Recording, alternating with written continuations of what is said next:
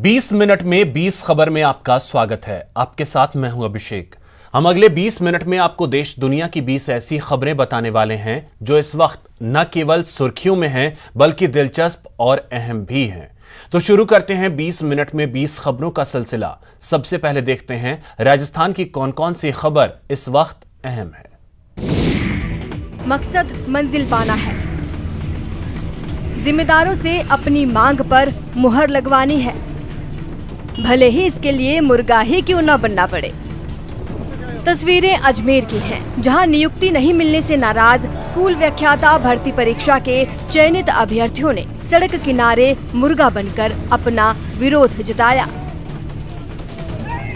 चयनित अभ्यर्थियों का आरोप है कि 3 साल बीत जाने के बाद भी अभी तक उनकी नियुक्ति नहीं हुई, जबकि विभागीय स्तर पर सारी कार्यवाही पूरी की जा चुकी है। नियुक्ति नहीं मिलने से आर्थिक और मानसिक पीड़ा से गुजर रहे अभ्यर्थियों ने सरकार से 2 टूक शब्दों में कहा है कि या तो नियुक्ति दे दो या फिर इच्छा मृत्यु।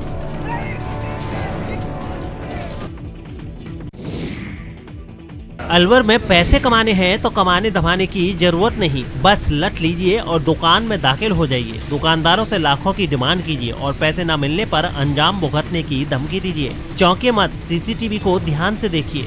23 फरवरी रात 8:22 2 लोग दुकान में दाखिल होते हैं और लठ लहराते हुए दुकानदार से 8.5 लाख मांगते हैं। पुलिस को सूचना दी गई, पुलिस ने नाकेबंदी कराई, लेकिन अपराधी अभी तक हाथ नहीं आए हैं।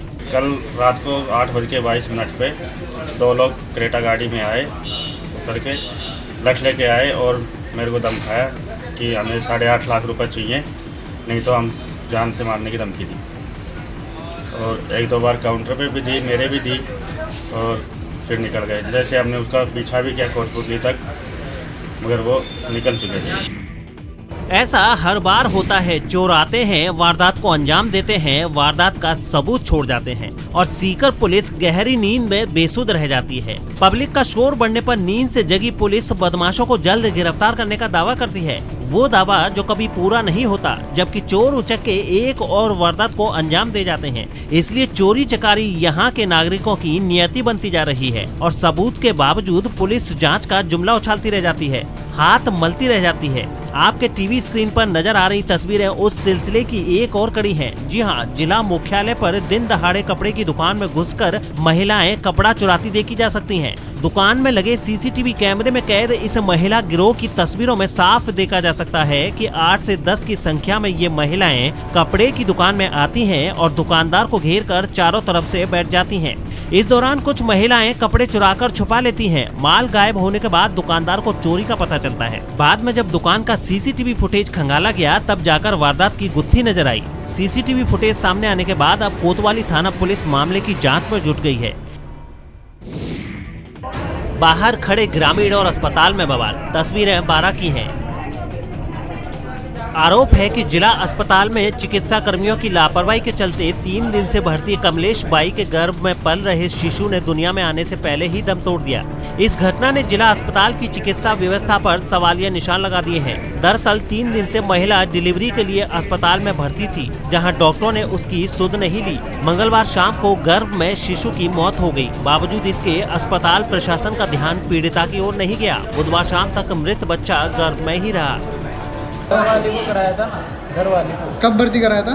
3 दिन पहले। अच्छा। ये कह रहे हैं कि 4 दिन पहले बच्चा खत्म हो गया, तो कैसे हो गया 4 दिन पहले? 3 दिन तक भर्ती रखने के बाद बताया ये बात? बीच में बोला इन्होंने 1 दिन पहले डिलीवरी नॉर्मल है, बच्चा भी सही है। अब कह रहे हैं कि बच्चा खत्म हो गया। कब बताया आपको ये? आज का कौन सी मैडम का इलाज चल रहा था आपके? 12-1 बजे। कौन सी डॉक्टर ने का इलाज चल रहा था आपके? यहाँ का ही चल रहा है सरकारी। नाम क्या है डॉक्टर ने का? मेरे को ये भी पता नहीं, उसमें जांच में। कोटा पुलिस ने 9 फरवरी को सुरसागर इलाके के विधवा हत्याकांड का पर्दाफाश करते हुए 2 आरोपियों को गिरफ्तार कर लिया है। ब्लाइंड मर्डर मिस्ट्री को सुलझाने में तीसरी आंख यानी सीसीटीवी फुटेज की अहम भूमिका रही। विधवा माया देवी की हत्या के बाद 2 हत्यारों की धुंधली तस्वीरें इलाके के सीसीटीवी फुटेज में मिली थी। बस इसी एक क्लू के बाद पुलिस ने सुरसागर सहित आसपास की कॉलोनियों में सीसीटीवी फुटेज खंगाले। पुलिस को छावनी क्षेत्र से मिले फुटेज में आरोपियों की क्लियर तस्वीरें मिल गई। ये व्यक्ति जो 2 CCTV कैमरे में आ रहे थे वहाँ अन्य किसी के व्यक्ति के नहीं आए, जिनसे यह और पुख्ता हुआ अनुसंधान में कि ये इसी घर में आए हैं और इसी घर से निकल के गए हैं।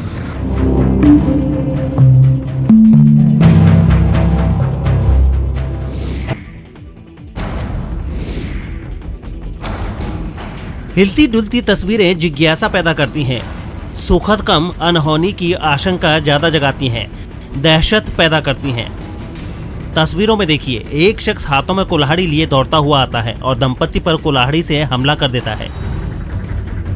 इस दौरान वो दंपति के लिए अपमानजनक भाषा का भी इस्तेमाल करता है, जिसे हम आपको सुना नहीं सकते, जिस भाषा की एक सभ्य समाज अनुमति नहीं देता। ये तस्वीरें सीकर जिले के नेचवा थाना इलाके की हैं। यहाँ बोची गांव में खोजड़ी काटने को लेकर हुए विवाद में दंपति पर कुल्हाड़ी से हमला किया गया। मारपीट में घायल दंपति को इलाज के लिए अस्पताल में भर्ती कराया गया है। खेजड़ी काटने को लेकर हुई इस मारपीट का वीडियो भी अब सोशल मीडिया पर वायरल हो गया है। वहीं नेचवा थाना पुलिस ने भी पीड़ित की शिकायत पर मामला दर्ज करते हुए जांच शुरू कर दी है। बिस्तर पर बेबस पड़े इस शख्स को देखकर यकीन करना मुश्किल हो रहा है कि कभी इसके चौके छक्कों पर देखने वाले उछल पड़ते थे, कभी अपने बल्ले से शतक जमाने वाले हाथ अब चम्मच भी सही से थाम नहीं पाते। एक बीमारी से क्रिकेट के मैदान का हरफन मौला खिलाड़ी रह चुका बाबूलाल जाखड़ और उसकी बहन बाली जाखड़ आज बेबसी में जीने को मजबूर हैं। मस्कुलर डिस्ट्रॉफी नाम की बीमारी के चलते बाड़मेर के एक हंसते खेलते परिवार के 2 भाई बहन की जिंदगी लाचार हो गई है। वो न चल सकते हैं और न उठ पाते हैं, जिंदगी बस बिस्तर तक सिमट गई है। बाबूलाल जाखड़ पिछले 10 साल से और बाली जाखड़ पिछले 13 साल से इस बीमारी से जूझ रही हैं। बीमारी का देश में इलाज संभव नहीं है, लेकिन विदेश में मस्कुलर डिस्ट्रॉफी का इलाज मुमकिन है, लेकिन परिवार महंगा इलाज करवाने की हालत में नहीं है। पहले तो इसका कोई इलाज नहीं था। मैं अहमदाबाद और जोधपुर एम्स और दिल्ली एम्स में मैंने मेरी रिपोर्टें भेजी थी। सबने कहा था इस बीमारी का कोई ट्रीटमेंट इंडिया में है नहीं, और अभी सुना है कि मतलब इसका ट्रीटमेंट आ रहा है इंडिया में, और बाहर से इंजेक्शन मंगवा के अमेरिका से और इसका करते हैं इलाज। सालाना खर्चा लगभग 3 साल ट्रीटमेंट में लगते हैं और उसमें 8 साढ़े 8 करोड़ रुपए खर्चा है। ये 20-25 लोग 1 लाख लोगों में इन्फेक्टेड होते हैं और जनरली ये 2 साल से लेके 25 से 30 साल तक इसकी वो रहती है सिम्टम अपीयर होने की।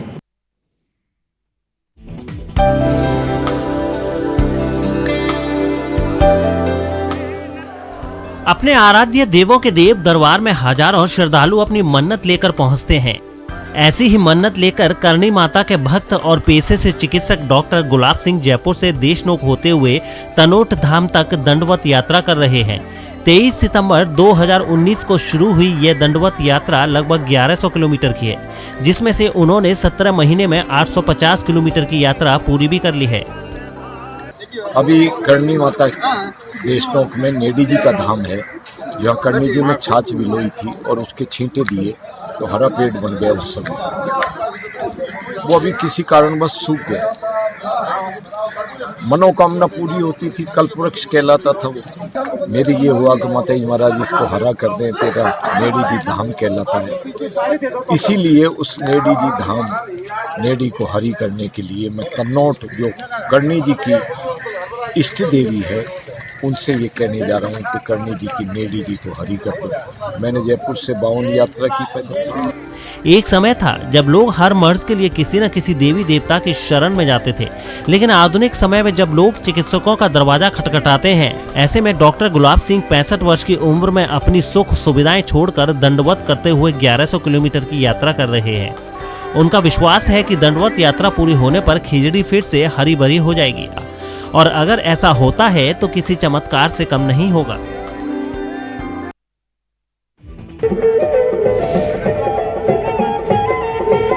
यूं तो मरुद्रा में कहीं न कहीं हर शाम अद्भुत परंपरा, अद्वितीय संस्कृति और सुरमई संगीत का संगम होता है,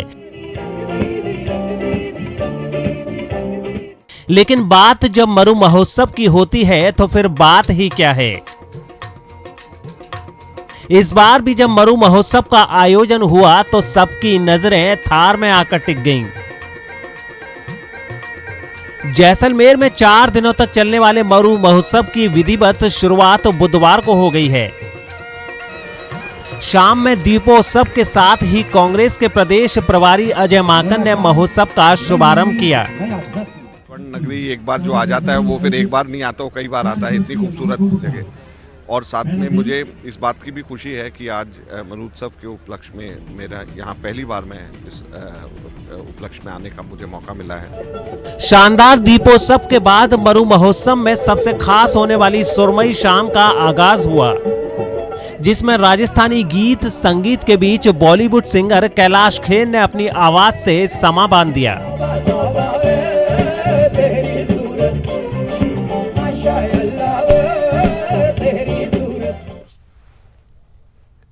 चलिए अब आपको दिखाते हैं कुछ दूसरे राज्यों की खबरें।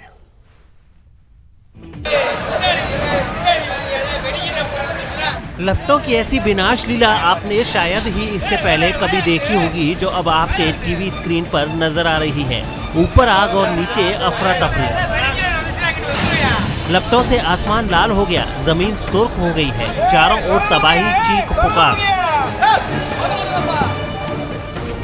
आगे से दुकान पिघल कर गिर रही हैं। तस्वीरें तमिलनाडु की हैं। मदुरई में इलेक्ट्रॉनिक मार्केट में भीषण आग लग गई, जिसमें 14 दुकानें जलकर खाक हो गईं।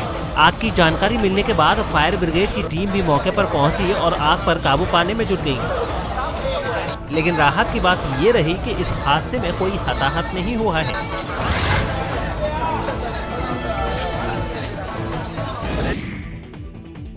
धरना, समझाइश और बवाल। तस्वीरें प्रयागराज की हैं। नौकरी दिए जाने की मांग को लेकर प्रदर्शन कर रहे छात्रों की पुलिस से तीखी झड़प हुई। इस दौरान पुलिस ने कई छात्रों को दौड़ा कर पीटा। दर्जनों छात्रों के साथ धक्का मुक्की करते हुए हिरासत में भी लिया गया है। इस दौरान सिविल लाइंस इलाके के एक हिस्से में कुछ देर तक अफरा तफरी का माहौल रहा। बाद में धरना स्थल को छावनी में तब्दील कर दिया गया। चप्पे चप्पे पर पुलिस तैनात कर दी गई। दरअसल बुधवार को सैकड़ों की संख्या में प्रतियोगी छात्र खाली पड़े पदों पर भर्ती के लिए विज्ञापन निकालकर प्रक्रिया शुरू किए जाने की मांग को लेकर सड़कों पर प्रदर्शन कर रहे थे। पुलिस ने कई जगह छात्रों को हटाया तो वो सिविल लाइंस इलाके में धरना स्थल पर पहुंच गए।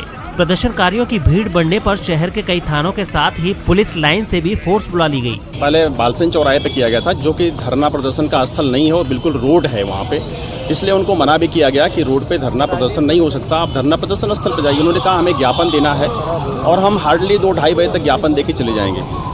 2 बजे के आसपास इन्होंने डिक्लेयर कर दिया, जब यहाँ पे थोड़ी लड़कों की संख्या बढ़ी है, कि हम लोग अनंत काल तक इसको चलाएंगे जब तक वैकेंसी सारी नहीं निकलती हैं तो। लेकिन समझाइश काम नहीं आई तो पुलिस ने सख्ती दिखाते हुए प्रदर्शनकारियों को हटा दिया। इस दौरान कई छात्र पुलिस की लाठी से घायल भी हुए।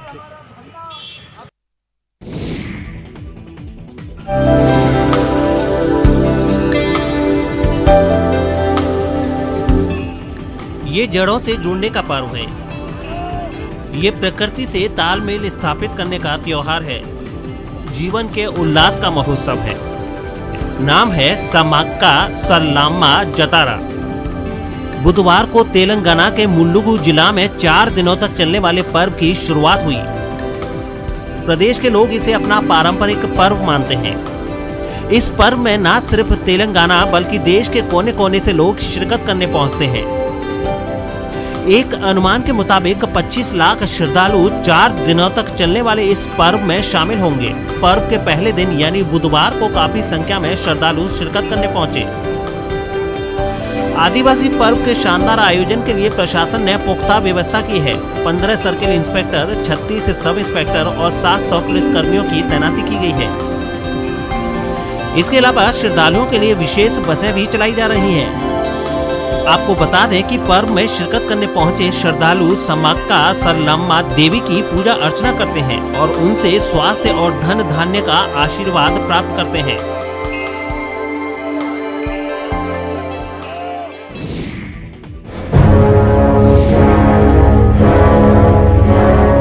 कुएं के इर्द गिर्द खड़े ग्रामीण और मौके से तमाशबीनों को हटाने में जुटा वन विभाग का कर्मचारी की गुहार पर लोग कुछ देर के लिए रास्ते से हट जाते हैं, लेकिन फिर उसी जगह पर आ धमकते हैं। घटना ही ऐसी हुई है कि वे चाहकर भी अपने घर नहीं जा सकते। दरअसल ओडिशा के नवरंगपुर में खाने की तलाश में निकला एक जंगली भालू पुराने कुएं में गिर गया। भालू ने कुएं से निकलने के तमाम प्रयास किए लेकिन निकल नहीं पाया। इसके बाद उस बेजुबान की आवाज सुनकर गाँव वालों ने वन विभाग को मामले की इत्तला दी, जिसके बाद बेजुबान का रेस्क्यू ऑपरेशन शुरू किया गया। गुजरते वक्त के साथ लोगों की बेचैनी बढ़ती जा रही थी। भालू को रस्सी से बांधकर ऊपर खींचा गया और पिंजरे में डाला गया।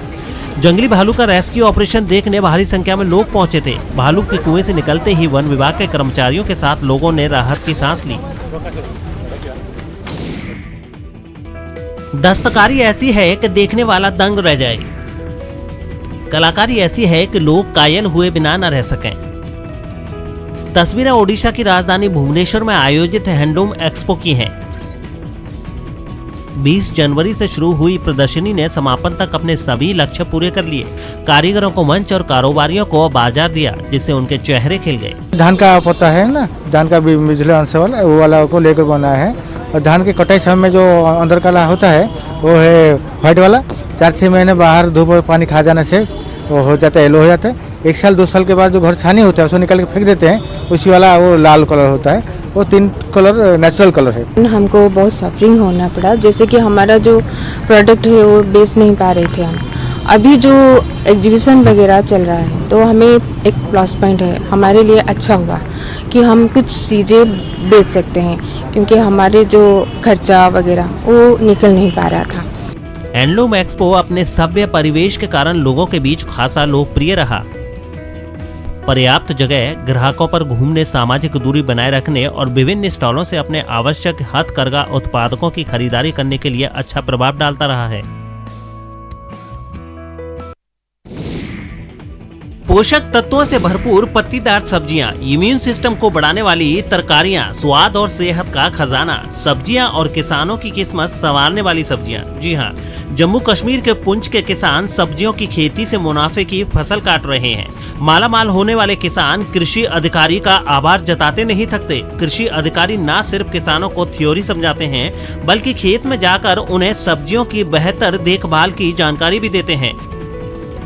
बम्पर पैदावार उगाने की तरकीब भी बताते हैं, जिससे यहाँ के किसान अब बेहद खुशहाल और खुश हैं। इस साल हमारा सीजन जो है सब्जी का बहुत अच्छा हुआ है।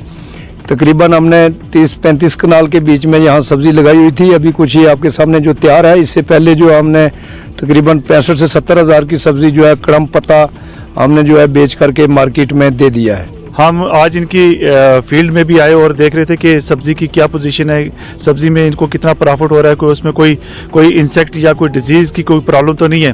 तो वो रूटीन बेसिस पर हम वो आज चेक करने के लिए आए थे।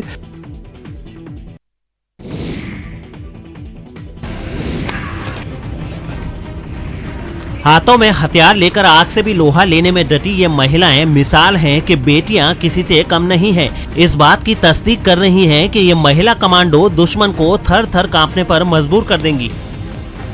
जी हां, इनकी हिम्मत और हौसले के आगे दुश्मनों की एक नहीं चलेगी। इनका हर वार समाज और अमन के दुश्मनों को मुंह तोड़ जवाब देगा। तस्वीरें उत्तराखंड के देहरादून की हैं। बुधवार को कठिन ट्रेनिंग के बाद 22 महिला कमांडो राज्य के एटीएस में शामिल हो गयी। इससे पहले महिला कमांडो दस्ते ने पुलिस लाइन में कई हैरत अंगेज करतब भी दिखाए, जिसमें वीआईपी की आतंकियों से सुरक्षा, मंदिर में घुसे आतंकियों से लोहा लेना और होटल में घुसे आतंकियों को मार गिराना शामिल रहा। कमांडो ने अपने फौलादी शरीर की शक्ति भी दिखाई। कीलों के बिस्तर पर लेटा कर कमांडो के शरीर पर मार्बल को हथौड़े से तोड़ा गया। इन सब करतबों को देखकर सभी दर्शकों ने दांतों तले उंगलियां दबा ली। मौके पर मौजूद मुख्यमंत्री त्रिवेंद्र सिंह रावत ने कहा कि प्रदेश की बेटियों को आत्मरक्षा का प्रशिक्षण देने के लिए बड़ा कार्यक्रम चलाया जाएगा। सीएम ने कहा कि अब प्रदेश में ज्यादा से ज्यादा महिलाओं और युवतियों को आत्मरक्षा का प्रशिक्षण दिया जाएगा। साथ ही एटीएस में महिला कमांडो की संख्या बढ़ाने पर भी जोर दिया जाएगा। आपको बता दें कि महिला कमांडो दस्ता तैयार करने वाला उत्तराखंड देश का चौथा राज्य बन गया है।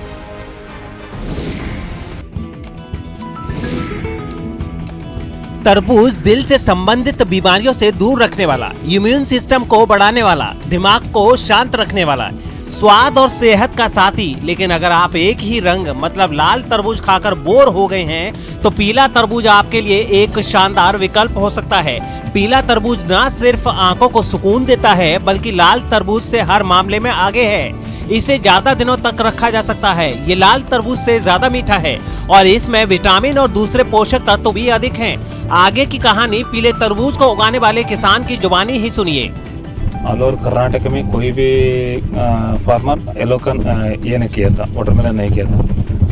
और एक स्पेशल क्या है सर इसमें बोले तो रजिस्ट्रेशन पावर ज़्यादा है, इसमें कीपिंग क्वालिटी है और स्वीटनेस ज़्यादा है, विटामिन ए बी सी वो भी है सर। और नेक्स्ट क्या है सर इसमें 48 कैलोरीज है सर इसमें। कर्नाटक के गुलबर्ग जिला के कोराली गांव के बासवराज तरबूज की खेती से मालामाल हो रहे हैं और दूसरों को भी खेती में नए प्रयोग करने के लिए प्रेरित कर रहे हैं। महज 2 लाख की लागत लगाकर ये 6 लाख की कमाई कर चुके हैं। सभी लोग वाटरमेलन करते सर, उसमें रेड कलर का क्या है मार्केटिंग में जो एजेंट लोग है एपीएमसी का लोग जो करते सर, उसमें क्या है 40-60-80% उन्होंने मार्जिन खाते हैं, 20% हमको मार्जिन देते हैं। कैसे मार्केट में बिक रहा है अभी 20 रुपीज़ के जी, हमारे यहाँ लेते 2 रुपीज़ के जी और 3 रुपीज़ के जी लेते। चलिए अब आपको दिखाते हैं कुछ अंतर्राष्ट्रीय खबरें। यूरोप के देश यूक्रेन की राजधानी कीव में भ्रष्टाचार के खिलाफ आवाज उठाने वाले एक ब्लॉगर की गिरफ्तारी पर कोहराम मच गया। कोर्ट ने नेता रहे इस ब्लॉगर को अपहरण के जुर्म में 7 साल की सजा सुना दी, जिसके बाद उसके समर्थकों ने राजधानी कीव में राष्ट्रपति के दफ्तर पर धावा बोल दिया और ब्लॉगर सेर्गेई स्त्रेनेंको को रिहा करने की मांग पर अड़ गए। प्रदर्शनकारियों को रोकने के लिए दंगा निरोधी पुलिस का दस्ता एक्शन में आ गया, लेकिन ब्लॉगर के समर्थक उसी से भिड़ गए। Виносили вироки по закону, а не того, що якась бабка сказала. पुलिस और प्रदर्शनकारी ऐसे गुत्थम नजर आए कि उनके बीच पैर रखने तक की जगह नहीं दिखी।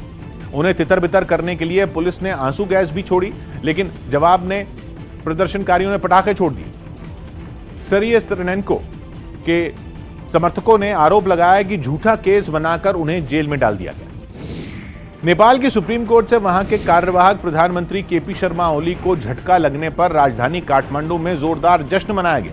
एक दिन पहले ही नेपाल की सुप्रीम कोर्ट ने केपी शर्मा ओली के संसद को भंग करने के फैसले को पलटा था, जिसके बाद काठमांडू की सड़कों पर उन्हीं की पार्टी का एक धड़ा जश्न मनाने के लिए उतर गया। नेपाल की सुप्रीम कोर्ट ने वहां की संसद को बहाल करने का आदेश दिया तो ओली के विरोधी खुशी से झूम उठे।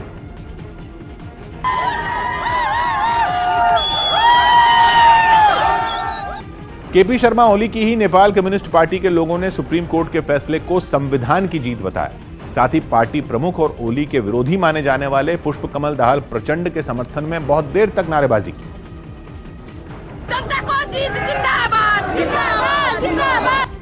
पिछले साल 20 दिसंबर को ओली की सिफारिश पर वहां की राष्ट्रपति ने संसद को भंग कर दिया था, जिसके बाद से नेपाल में राजनीतिक संकट खड़ा हो गया।